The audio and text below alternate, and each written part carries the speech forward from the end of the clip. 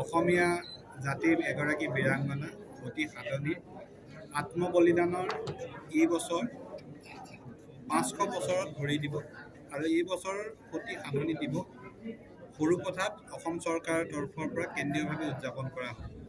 ২০ আৰু ২১ তাৰিখে সৰুপথাৰ সমষ্টিৰ অন্তৰ্গত চেৱাগুৰিত সতী সাধনীৰ এই দিৱসটো উদযাপন কৰা হ'ব আৰু আমি আশা কৰিছোঁ যে এই অনুষ্ঠানটোত অসমৰ মাননীয় মুখ্যমন্ত্ৰী মহোদয় উপস্থিত থাকিব, সাংস্কৃতিক মন্ত্ৰী মহোদয় উপস্থিত থাকিব আৰু কেইবাজনো জ্যেষ্ঠ মন্ত্ৰী উপস্থিত থাকিব।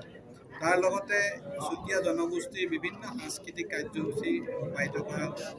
আজি এই উপলক্ষে সৰুপথাৰত এখন শক্তিশালী সমিতি গঠন কৰা হৈছে। এখন স্মৃতিগ্ৰন্থ প্ৰকাশ কৰা হ'ব আৰু আমি আশা কৰিম যে আহি থকা এই এটা বছৰ সতী সাধনীৰ আত্মবলিদানৰ ৫০০ বছৰজোৰা কাৰ্যসূচীৰে যাতে উদযাপন কৰা হয়, তাৰ কাৰণে আমি সকলোকে আহ্বান জনাইছোঁ।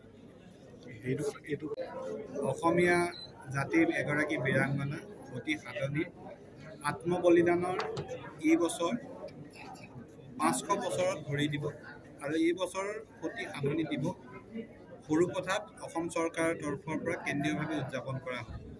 ২০ আৰু ২১ তাৰিখে সৰুপথাৰ সমষ্টিৰ অন্তৰ্গত চেৱাগুৰিত সতী সাধনীৰ এই দিৱসটো উদযাপন কৰা হ'ব আৰু আমি আশা কৰিছোঁ যে এই অনুষ্ঠানটোত অসমৰ মাননীয় মুখ্যমন্ত্ৰী মহোদয় উপস্থিত থাকিব, সাংস্কৃতিক মন্ত্ৰী মহোদয় উপস্থিত থাকিব আৰু কেইবাজনো জ্যেষ্ঠ মন্ত্ৰী উপস্থিত থাকিব।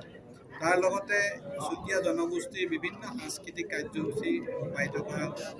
আজি এই উপলক্ষে সৰুপথাৰত এখন শক্তিশালী সমিতি গঠন কৰা হৈছে। এখন স্মৃতিগ্ৰন্থ প্ৰকাশ কৰা হ'ব আৰু আমি আশা কৰিম যে আহি থকা এই এটা বছৰ সতী সাধনীৰ আত্মবলিদানৰ ৫০০ বছৰজোৰা কাৰ্যসূচীৰে যাতে উদযাপন কৰা হয়।